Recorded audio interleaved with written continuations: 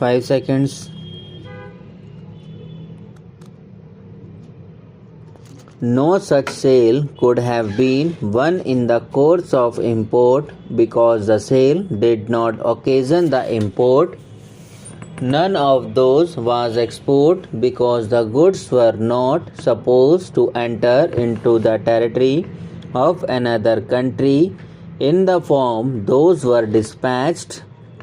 The analogy of sales from duty-free shops was irrelevant, for it always remains on the other side customs frontier, and so the risk is transferred before crossing of the frontier. Thus there was no gainsay that sales of goods to masters of ships were sales in the state and were taxable. The dealer was asked to pay tax on such sales and revise the return for the years yet to be assessed. The assessing authority was requested to revise, if necessary, assessments not impugned. The appellate and revisional authorities were requested to treat the tax payable on such sale as admitted one. Feeling aggrieved, the appellants resorted to revision from before the tribunal, which came to be rejected following the decision of the tribunal passed on the same date. In case of the companion appeal, the appellant carried the matter by way of a writ petition being number 6/2007 before the High Court, which came to be dismissed by the High Court, upholding the decision of the authority which had held that the sales in question would be amenable to sales tax under the 1994 Act. The thrust of the argument of the appellants in these appeals is that the process of import was not complete at the time of sale of the goods in question to the foreign going ship, and the transaction of sale was in the course of import, for which reason it was not amenable to waste sales tax, and in fact the state would have no authority to levy sales tax. To buttress this submission, reliance was placed on Article 286 of the Constitution of India, providing for restrictions as to imposition of tax on the sale or purchase of goods, and on Section 5 of the CST Act, in particular subsection 2 thereof, to contend that the sales in question shall be deemed to have taken place in the course of import of goods in the territory of India.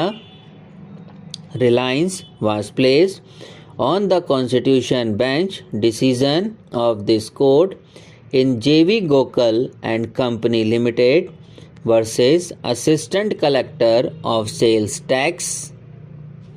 Relying on the definition of expression crossing the customs frontier of India in Section 2AB of the CST Act of Customs Area in Section 211 and of Customs Station in Section 213 of the Customs Act 1962, it was urged that crossing the customs frontier means crossing the limits of the customs station, including crossing the area in which imported goods or exported goods are ordinarily kept before the clearance by the customs authorities.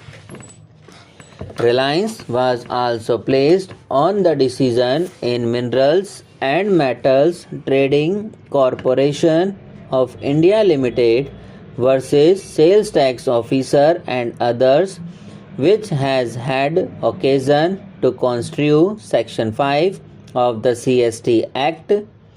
It was then urged that the goods in question were kept for warehousing, and a declaration was given by the appellants that the said goods would be exported to foreign going vessels as ship stores in terms of Section 88 of the Customs Act. The appellants have adverted to Sections 69, 85 and 88 of the Customs Act to contend that the stated goods could be exported to a place outside India without payment of import duty, and until import duty was paid, the import thereof cannot be said to be complete.